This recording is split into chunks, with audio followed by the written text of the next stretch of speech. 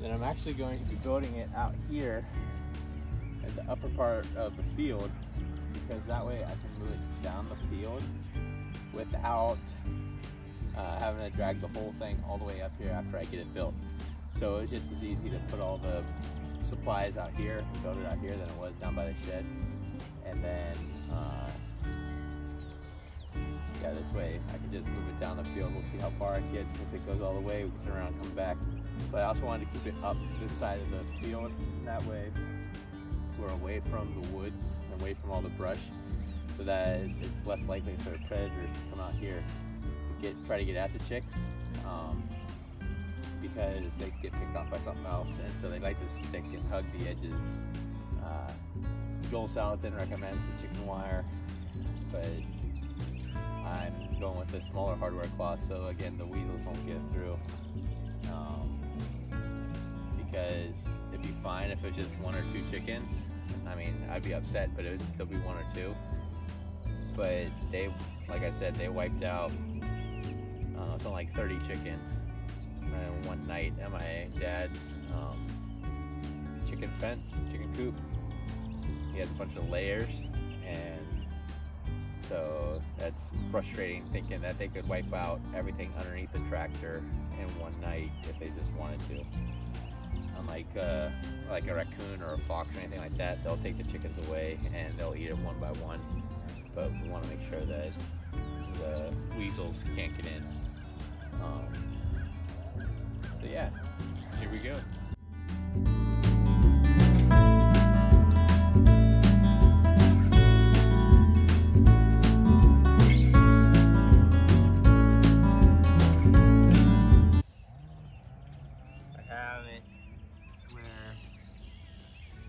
Braces are down and it comes up sideways.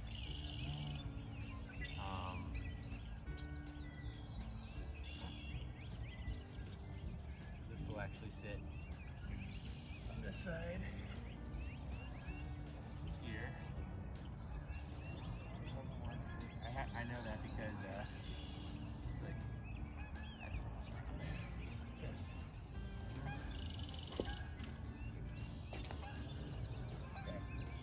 So the landscape cloth's a little higher on this side, because this is back side is where the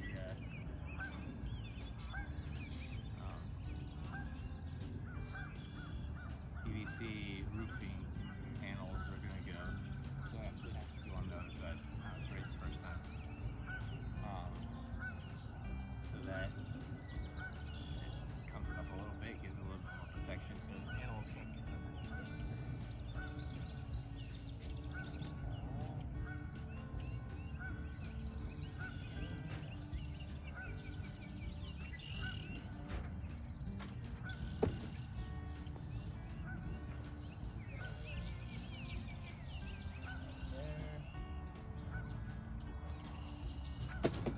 Before I get too far and forget about it, I'm going to drive the staples into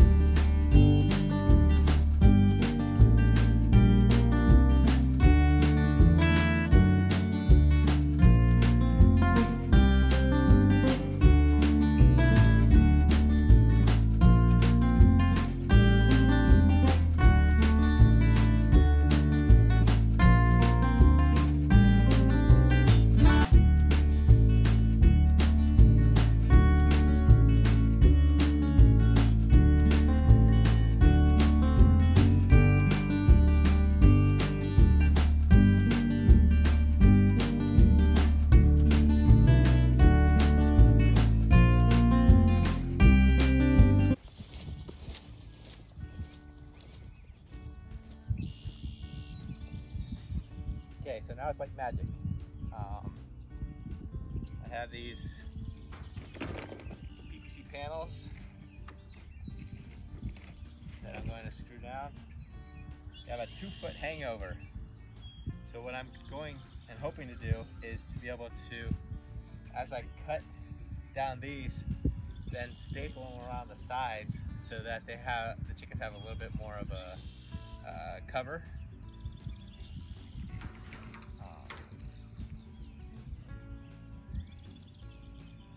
So I was hoping to just be able to go down the line and cut these. I haven't actually seen yet how well they cut, so that might be another issue as well. There's my other one.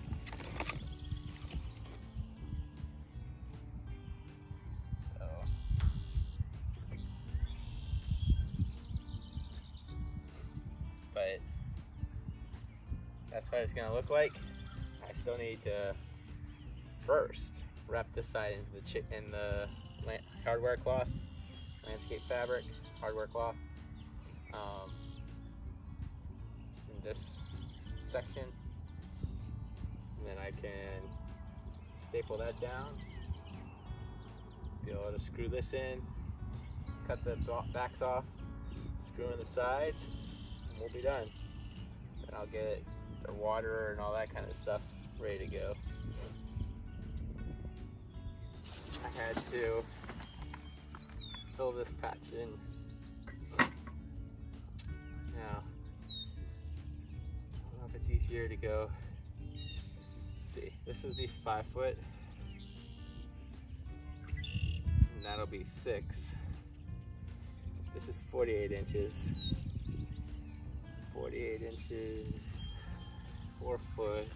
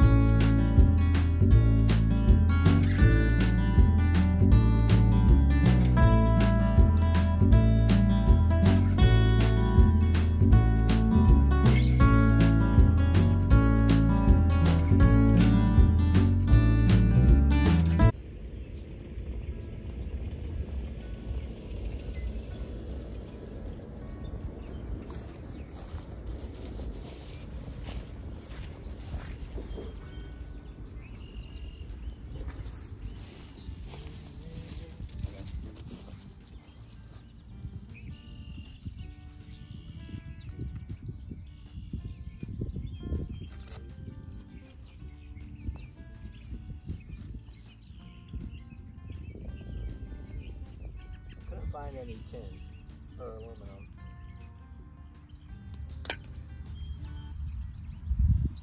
So I went with PVC. We'll see how well it works.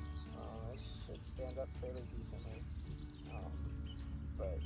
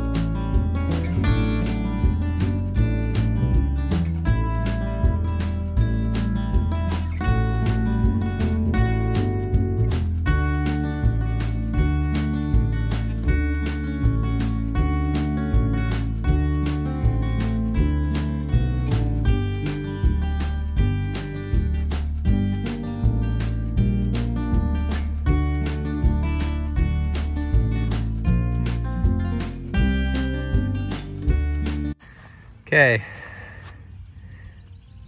A couple more screws would be nice, you know, around the sides. But that's just to keep them in some shade, so it's not vitally necessary. We have wrapped the whole thing with the chicken hardware cloth, so there's nothing getting in from the side, so we don't have to worry about that. Couldn't find aluminum, so I had to go with the PVC.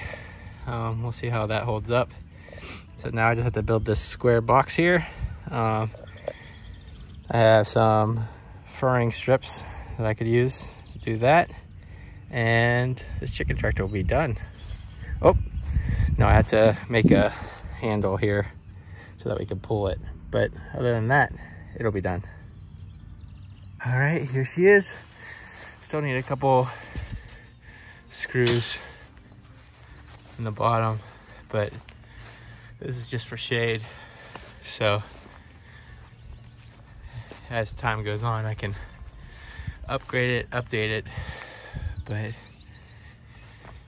this right here is where the hatch is gonna be, which is right over there. The water is gonna sit right on here. And I'll pull it this way. I need to get a couple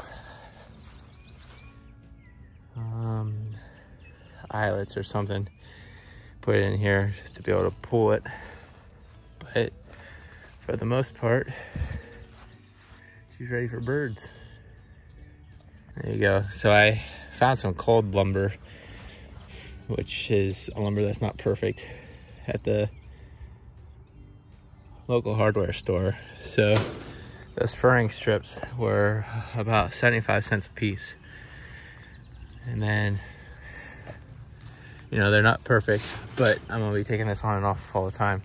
So my ultimate goal is to get another set of these and put it on the bottom and sandwich that the hardware cloth so that it makes it a nice tight seal. But for now, it's gonna work just like that. There we are.